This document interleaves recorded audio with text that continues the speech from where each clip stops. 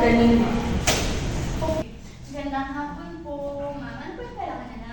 Wala kasi ako ng last PTA meeting. Gusto ko sanang kamustahin yung anak ko. Oo. Gusto niyo pa mga ipatawag na? Okay lang yun. Franz! Gusto ko yung batang yun. Hello, Franz.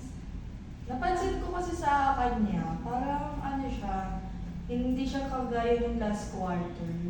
Tapos parang napapansin ko sa kanya, puro ano siya, puro cellphone na lang siya ng cellphone. Tapos wala akong makita sa notebook niya na kahit anong record. Ayun nga po yung gusto ko din i-address kaso wala po kayo last PTA meeting. Hindi mo ba sinabi sa akin na may PTA meeting? Di ba? Yan yung sinasabi ko sa inyo, ma'am. I-inform si mami kapag merong meeting. So, ito nga po, ma'am. Kung makikita niyo po, last quarter, okay po yung grades niya. Matataas nga po eh. Uy, yun naman pala. Opo, kasi pag po si Franz, lagi po siya active sa recitation. Kaso nga po, nitong quarter, napansin ko, distracted po ata siya. Distracted. Kanino ka na ba nadi-distract? Anong ginagawa mo sa buhay mo? Ang masasuggest ko po, mami, is sa bahay niyo po, i-monitor na din po siya pagdating sa bahay. Eh, di ba teacher kayo? Yun yung trabaho nyo. Opo, trabaho ko po yun, pero dito po yung sa school. Siyempre, paglabas po, hindi naman po ako makakasunod. Kaya kailangan ko din po ng cooperation nyo para po ma-improve palalo yung performance ni Franz kasi sayang po yung potential niya, di ba? Okay. Ba yun?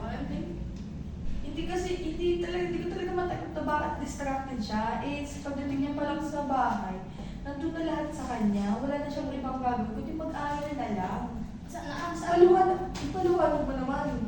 sa cellphone, hindi po siya. Hindi ko din alam. Basta ang nakikita ko lang sa kanya, okay siya. Nagtataka lang talaga ako pag tinitingnan ko yung mga activities niya. Wala talaga akong pakita. Kaya baka nag-aalala ako na baka sa susunod, mawala siya sa honor. Lagi ko pa pala sinasabi sa'yo na dapat tayo nasa honor, di ba? Kaya nga po, mami, Iaan ko lang. kasi, take your time po. Okay. Ayun nga po, mami. Store mo kasi hindi dapat yung mga ganito. Okay lang po. I understand po. Kapag po nasa bahay, kung pwede po sana, nagsasabi naman po ako sa GC kapag may mga assignment. Ay, may group chat ba na ano, na parang sa parents lang? Meron po. Or ano? Alam ko po kung saan ata kayo. Hindi mo na naman ako inad. Hindi mo ako inad. Franz, okay lang ba? I-add si mami pag-uwi? Or ngayon na? Kung pwede mo. Sige po. Ano na? Ganito po yung gagawin natin, mami. Kasi kailangan ko ng cooperation from teacher, ako po, tapos kayo po, as guardian ni Franz, para po ma-improve po yung performance niya.